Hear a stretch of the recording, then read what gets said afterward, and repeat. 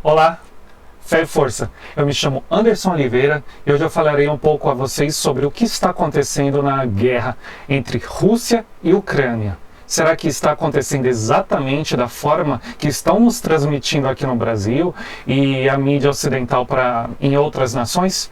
Porque assim, o entendimento que nós temos é que de forma aleatória, Vladimir Putin decidiu atacar a Ucrânia porque eles querem entrar numa guerra sem nenhuma meta, sem nenhum objetivo. Não é bem assim que as coisas estão acontecendo. Então eu vou tentar resumir ao máximo, o resumo do resumo, para a gente entender o que está acontecendo exatamente e por que o Vladimir Putin tomou essa decisão de atacar a Ucrânia. Se analisarmos a forma política e bélica mundial, de um lado nós temos Estados Unidos e de outro lado nós temos Rússia. E nesse centro nós temos a Europa. Para os Estados Unidos, a Rússia sempre foi uma ameaça.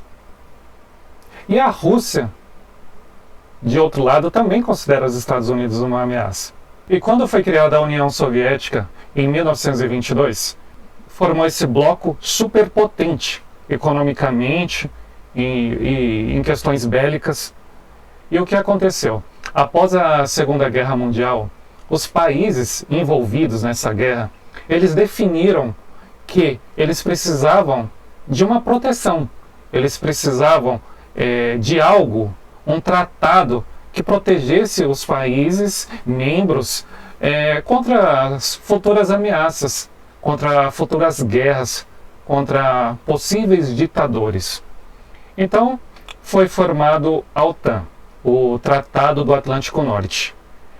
E, se não me engano, eram 15 países, mais ou menos, inicialmente. Então, o objetivo da OTAN era evitar possíveis ameaças. E o que acontece? De um lado, temos OTAN, de outro lado, União Soviética, que formavam um conglomerado com diversos países.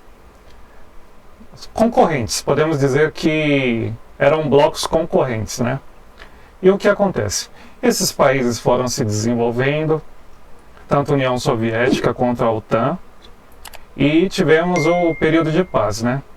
Entre aspas, porque os conflitos nunca deixam de ocorrer. Muitas vezes a gente não dá atenção adequada a conflitos que estão acontecendo no Oriente Médio, na África. A mídia não se atenta muito em relação a isso. Agora, quando ocorre algum evento na região da Europa ou nos Estados Unidos, aqui na América do Sul nem tanto, mas nesses locais que eu acabei de falar, a mídia fica bem focada, né? A gente pode perceber que às vezes tem um caso de um assassino em série invade uma escola nos Estados Unidos e mata 3 pessoas. O mundo inteiro fica sabendo, a mídia, né? As agências de notícias mandam essas informações para todos os países e nós acabamos tendo acesso a isso. Diferente daqui no Brasil. Aqui no Brasil, a coisa mais comum que tem é uma chacina, um assassino em série chegar num determinado local e matar 4, 5, 6 pessoas. Mas é assim, são países de primeiro mundo, então eles têm o foco. Aqui no Brasil, não. O mundo não está interessado em saber de chacinas e massacres aqui no Brasil.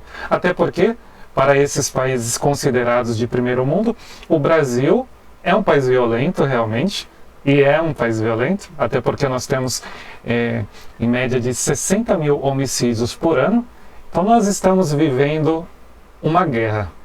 As pessoas ficam falando, o Brasil é um país tranquilo, as pessoas são receptivas, o brasileiro é um povo feliz.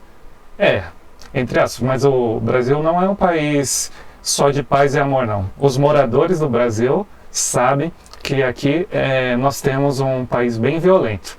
A história do Brasil, a história brasileira é formada por conflitos, violência, guerras, e o Brasil foi tendo essa forma atual através de muito derramamento de sangue. Iniciou com os indígenas, posteriormente com os escravos vindos principalmente de regiões africanas, e essa violência permanece até o dia de hoje, muito por conta também dessa questão da desigualdade social. Agora a gente também não vai levar em consideração que o Brasil é violento somente por conta da desigualdade social, mas colabora muito por conta para essa situação atual brasileira. Agora, voltando ao foco da guerra entre Ucrânia e a Rússia, eu acabei fugindo um pouco do assunto, porque às vezes uma coisa liga a outra, né? Mas vou voltar para a guerra. E o que acontece?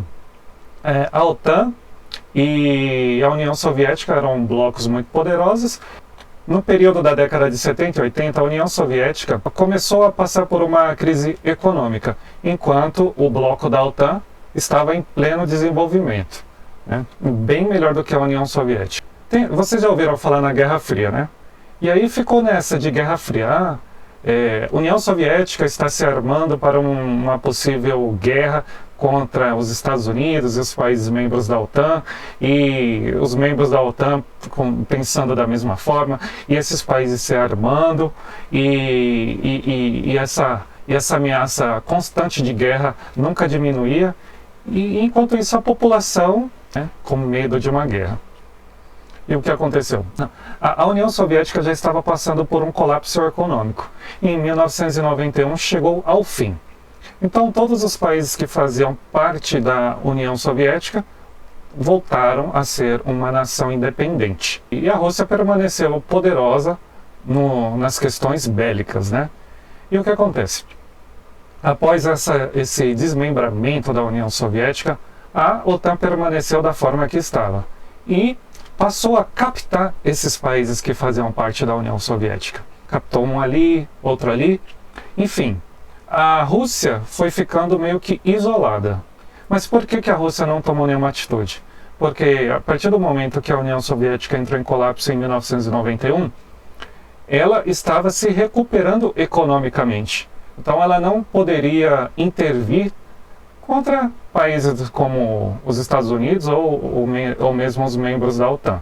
Então esses países que faziam parte da antiga União Soviética passaram a fazer parte da OTAN.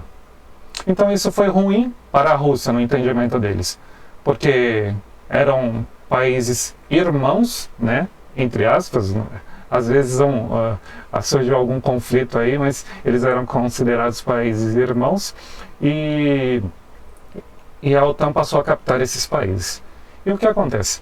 Da mesma maneira que a OTAN passou a captar esses países passaram a investir também em equipamentos bélicos, em tecnologia, para a sua própria defesa, e possivelmente, prevendo uma guerra futura, eles já estariam também preparados para ajudar a OTAN dentro do possível.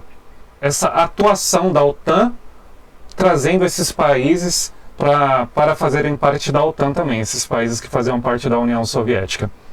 Até então, a Rússia passou a ficar ali quieta, inerte, mas ao mesmo tempo que eles estavam quietos, eles estavam trabalhando para a economia crescer novamente e eles terem um poder político e econômico. Então, enquanto a Rússia estava crescendo economicamente, ela ficou quieta.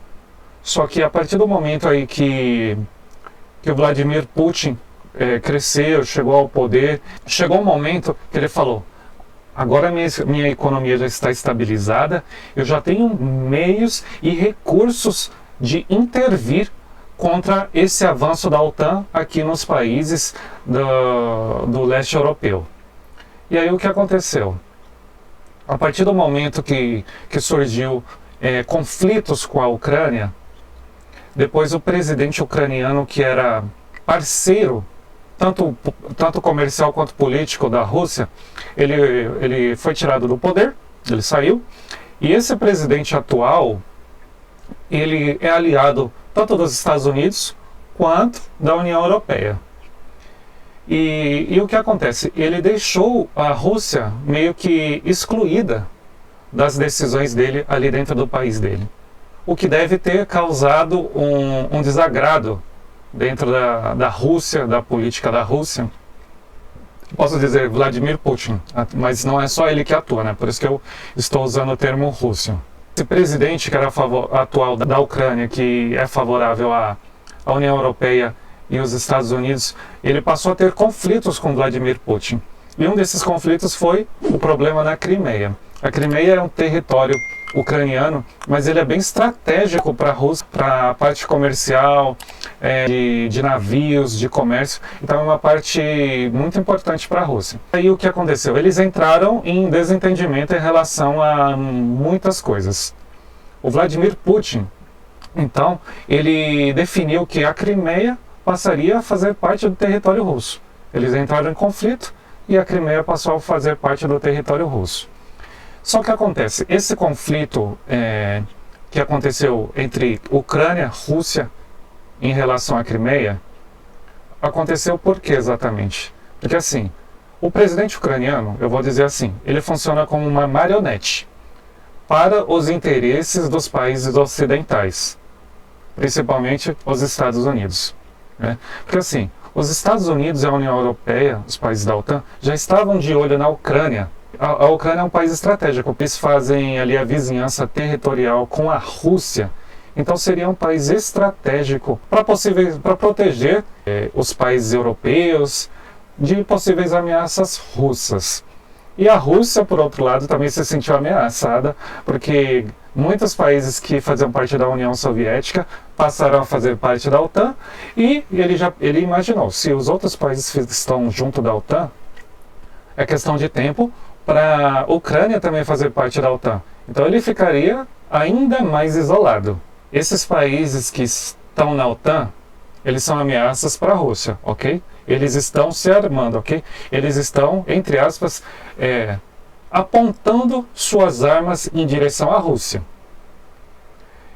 E aí nós sabemos, o cão, quando está acuado, uma hora ele vai morder. E a Rússia mordeu. Tá? Mordeu antes da Ucrânia fazer parte da OTAN. Porque a partir do momento que a Ucrânia assinasse com a OTAN, qualquer atitude, a movimentação da Rússia contra a Ucrânia em relação a uma invasão, todos os países da OTAN passariam a intervir e poderiam também atacar o território russo e proteger a região da Ucrânia. E aí nós sabemos o que aconteceria. Um desastre. Um desastre porque entraríamos de imediato na Terceira Guerra Mundial. E nós não estamos afastados da Terceira Guerra Mundial. Essa Terceira Guerra, na minha opinião, já iniciou. Porque o que acontece? Nós sabemos como as coisas funcionam na guerra. Se a Rússia já invadiu a Ucrânia, vocês acham que a Rússia, de forma aleatória, vai tirar o seu exército e vai voltar para a Rússia? Não, ele não vai fazer isso. Porque agora, como a Ucrânia já foi atacada, a primeira coisa que a Ucrânia fará, quando entrarem numa possível trégua, e a Rússia, se porventura a Rússia entrasse numa trégua e tirasse suas tropas do território ucraniano, a Ucrânia ia assinar com a OTAN, ia se tornar um membro da OTAN. E aí o que aconteceria? A Rússia não atacaria mais a Ucrânia, porque ela saberia que a Ucrânia teria a proteção de mais 30 países. Então, esse conflito está longe de terminar. E tem mais. Eu vou conspirar aqui, teorizar agora. Eu não duvido criarem um falso ataque a algum cidadão que faça parte dos países da OTAN. Um tiro falso. Tá? Para quê? Para que esses países possam intervir e atacar a Rússia. Não estou falando que a Rússia é um mocinho. Numa guerra não há mocinhos. Numa guerra todos erram. As pessoas estão se matando. Os jovens estão se matando. Jovens que nem se conhecem por decisões erradas de políticos que muitas vezes só pensam no seu próprio nariz, que são gananciosos, que pensam na sua manutenção de poder. E para eles é muito simples assinar um papel e autorizar aviões, navios, tanques, para as pessoas lá se matarem. E ele fica lá protegido no ar-condicionado. Não é verdade? Então o que acontece? Eu não duvido forjarem um falso ataque a algum país, a um cidadão membro dos países da OTAN. Esses países entrarão na guerra. E aí nós sabemos que será mais trágico do que nós estamos presenciando atualmente. Rússia, a maior potência mundial em equipamentos nucleares. De outro lado, Estados Unidos, a segunda maior. Os países da OTAN também com uma grande quantidade de armas nucleares. Vamos orar, vamos pedir proteção, vamos pedir para que esses homens sejam tocados no coração e resolvam essa situação da melhor forma possível. Vamos torcer por isso, vamos torcer por uma paz no mundo. O mundo já é muito violento, o mundo já está passando por muitas necessidades. Nós não precisamos de mais uma guerra, quanto mais uma guerra mundial, uma guerra nuclear. Nós precisamos de compaixão ao próximo, nós precisamos de amor. Nós viveremos num mundo melhor quando as pessoas tiverem o entendimento de que é preciso amar o próximo como a si mesmo.